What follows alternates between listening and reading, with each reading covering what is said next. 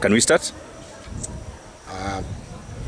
Yeah, go ahead. Go ahead. Okay, now the idea is about conservation, and we are trying to bring conservation to the communities by way of involving them. We know in conservation we have a lot of challenges, and one challenge is human-wildlife conflict, and this is the only area where we would recommend that fencing can occur just to protect farms. Otherwise, green destination should embrace free movement of animals in and around the conservancies, and also for visibility or for the tourists to be satisfied, they should have animals close to them, outside their tents or rooms. So you came up with the idea of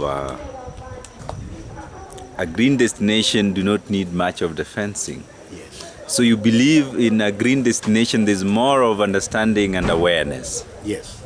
So when you say no fence or reduce to the minimum, how do you manage elements to do with human-wildlife conflict, property destruction, and such like things? We should locate tourist facilities in areas which are away from, which can reduce conflict, and where we have only wildlife and no other human activities that can cause conflict between humans and wildlife. And that one will actually try to balance conservation of wildlife versus human activities in conservancies. So you mean the balance is key? The balance is very key indeed. Excellent. Yes. Okay. Thank you.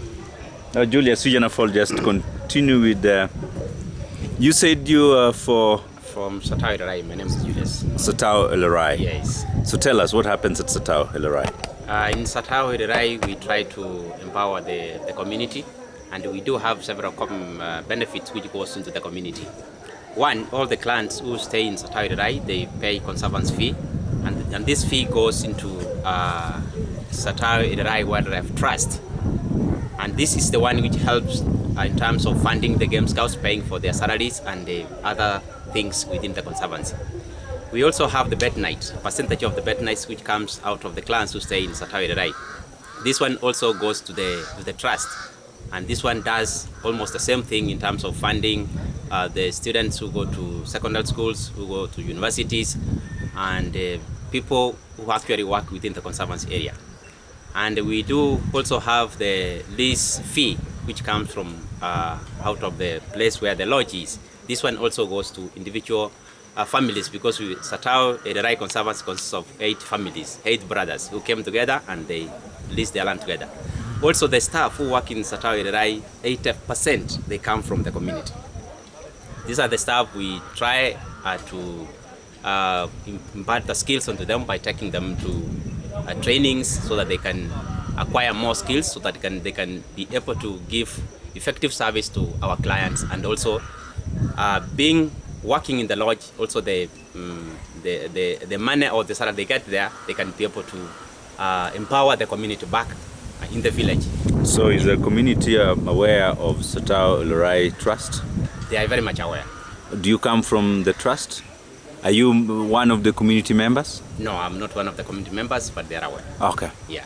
And you do everything else to make sure that they're aware about the trust? Yes, that is it. Do you think they're happy with it? They're very happy with it.